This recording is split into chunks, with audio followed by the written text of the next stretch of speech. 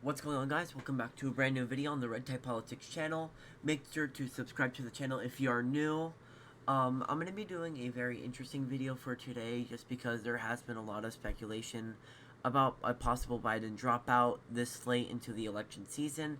So I wanted to show that what could it possibly look like and how it can turn out differently for different candidates. So right now we don't know a lot about it, but I'm doing a guess just because in the poly market, Roy Cooper is a little higher than a lot of other people, and he just has a better odds if Biden drops out to be the VP nominee. So let's get started. So as you can see, these are the candidates. Same Trump VP, so Donald Trump and J.D. Vance, Kamala Harris and Roy Cooper, and RFK Jr. and Nicole Shanahan. So let's get started with the safe Republican states. This one is going to be a little more interesting than most of my predictions. Like, basically, it's going to be the same safe states, but when we get to like the likely states and all that, it's going to be much different. Yeah, right now these are the safe states for the Republican. Of course, Donald Trump and J.D. Vance. So let's do the safe states for Kamala Harris, which this one is a little more interesting. These are really all of the safe states that would be safe. Really, Kamala Harris does not do really that well with a lot of these like women, black voters, even though she does pull a little higher than Biden, but I don't see her doing that well, like more towards September and October of this year.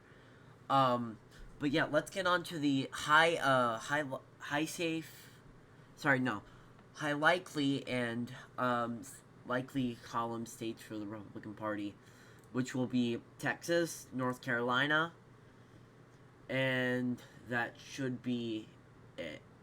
Yeah. Okay. So let's move on to the states for Kamala, which is Illinois, Connecticut. Sorry, Maine's first is also safe. And Hawaii is also safe as well, my bad.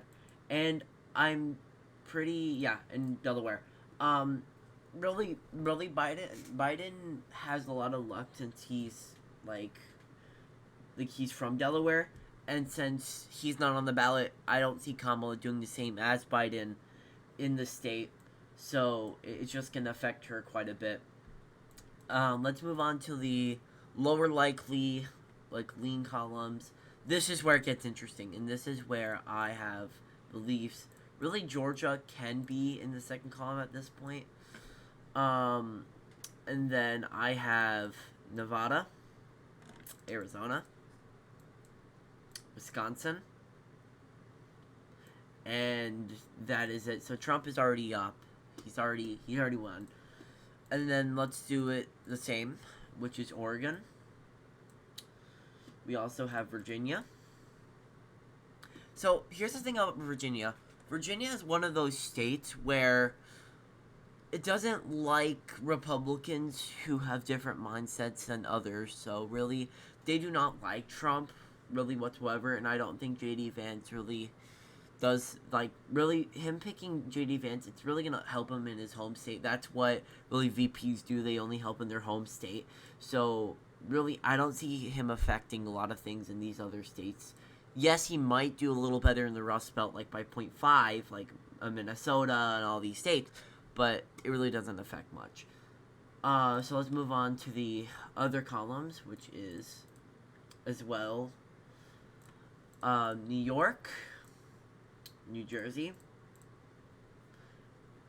and really the fourth column, New Mexico. So let's move on to the last few states. So we have Michigan, Pennsylvania, and really this is where it gets a little interesting. This is where most of my predictions come into play.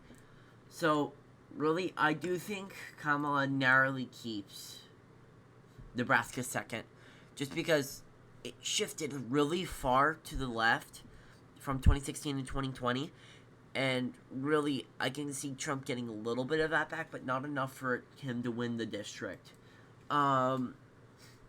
I think Trump, at this point, will narrowly win, may not large. Same thing for New Hampshire. And Minnesota will be same margin as most of these states. And even if you look at the Senate level, I do think it does affect some things as well if you look at it. But for the presidential, Trump will win 328 electoral votes. Kamala Harris will win 210. And also, one thing I do want to point out, RFK will affect more in this case in the Northeast. That's why you're seeing like a New York and a New Jersey being lower than usual in my predictions.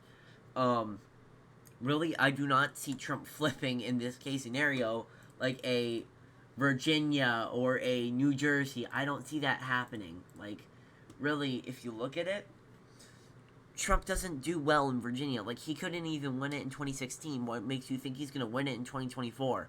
Like, if I see more data that shows that, fine, I will put it as a Trump point whatever state. But at this point, I do not think Trump wins Virginia. Same thing for New York and New Jersey. I think he does better just because he's making a play for it. Doesn't mean that he's going to win it.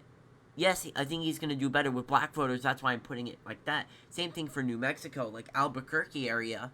But really, it doesn't make sense for the candidate to do better if a different person's on the ballot.